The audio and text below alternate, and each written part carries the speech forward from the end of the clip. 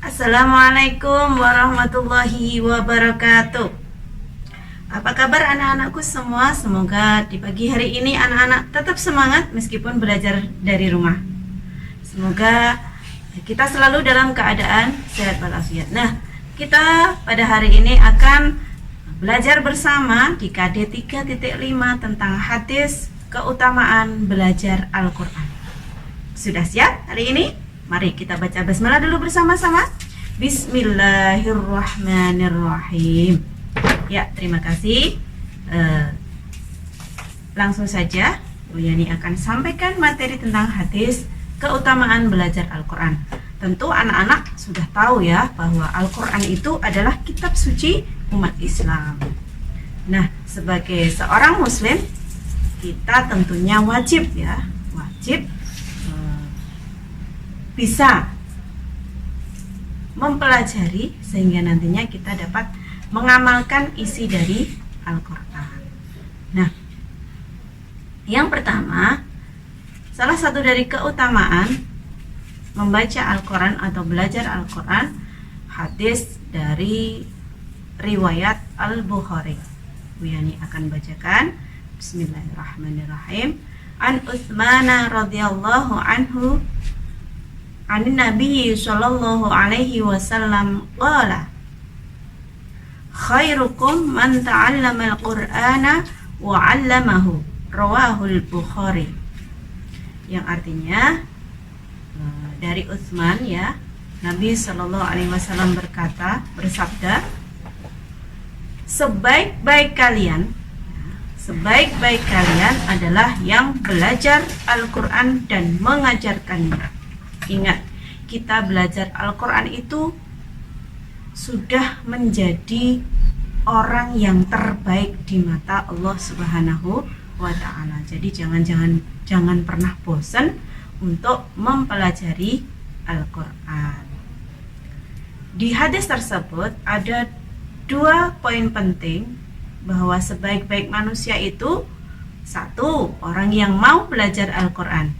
Yang kedua, orang yang mau mengajarkan Al-Quran. Jadi nanti ketika anak-anak sudah mahir, sudah bisa membaca Al-Quran dengan baik dan benar, maka jangan segan-segan untuk mengajarkan ke orang lain.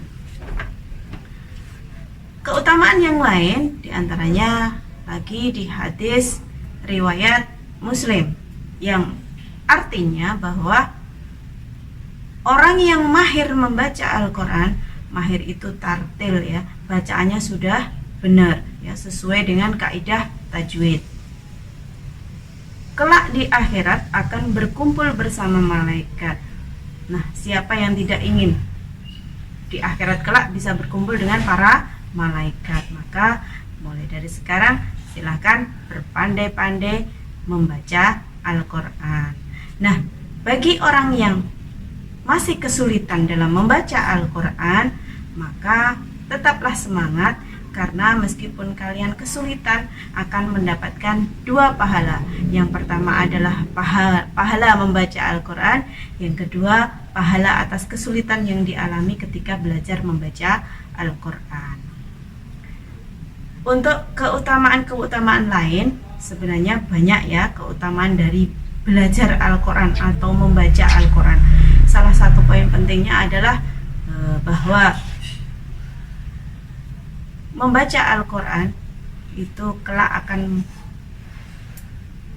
mendapatkan syafaat ya, atau pertolongan ketika hari kiamat. Kita lanjut ke kewajiban kita terhadap Al-Quran.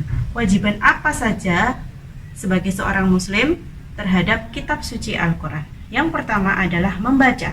Bagi seorang muslim, kita wajib bisa membaca Al-Quran.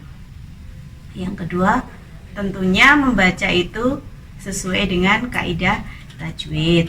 Yang kedua adalah menghafal. Agar bacaan kita bisa konsisten, bisa continue terus-menerus, maka kita harus bisa menghafalkan ya. Salah satunya caranya ketika kita sholat, kita baca surat-surat pendeknya agar tidak lupa. Sering-sering memurojaah hafalan kita. Yang ketiga adalah memahami. Memahami di sini kita bisa tahu apa saja isi di dalam Al-Quran, apa saja larangan-larangannya dan perintah-perintahnya. Kita juga berkewajiban untuk memahami isinya. Yang keempat adalah mengamalkan. Ketika kita sudah mengetahui isi dari Al-Quran, maka sebisa mungkin berusaha untuk mengamalkannya dalam kehidupan kita sehari-hari. Yang terakhir adalah mengajarkan. Ya, ketika kita sudah tahu, sudah mengamalkan, maka kewajiban kita adalah mengajarkan ke orang lain, memberitahukan kepada orang lain yang belum tahu. Oke, poin ketiga sekarang kita akan membahas tentang adab membaca Al-Quran. Langsung saja ya, karena Al-Quran itu kitab suci, maka ada adab-adabnya dalam membaca Al-Quran. Yang pertama adalah harus dalam keadaan suci, baik suci badan, pakaian maupun tempatnya ya. Jadi ketika anak-anak mau memegang Al-Quran atau ingin membacanya, diusahakan berwudu dahulu. Kemudian ketika membaca, usahakan menghadap ke kiblat ya. Yang kedua adalah membaca dengan tartil ya. Tidak boleh membaca dengan tergesa-gesa, cepat-cepat ya, tidak boleh cepat-cepat. Harus tartil sesuai dengan kaidah tajwid, baik makhraj maupun tajwidnya ya. Yang ketiga adalah kita tidak boleh membaca Al-Quran itu sambil gojekan ya. Kita harus khusyuk ketika membaca Al-Quran, apalagi dengan sambil mengetahui isinya, maka kita akan bisa menghayati ketika kita membaca Al-Quran. Oke, demikian yang Biani sampaikan, semoga bermanfaat. Ingat, nanti bisa dibaca lagi di buku paketnya ya, tentang hadis keutamaan belajar Al-Quran. Jangan lupa dihafalkan hadisnya ya, nanti bisa dikirim ke WA Bu Guru. Sekian, wassalamualaikum warahmatullahi wabarakatuh.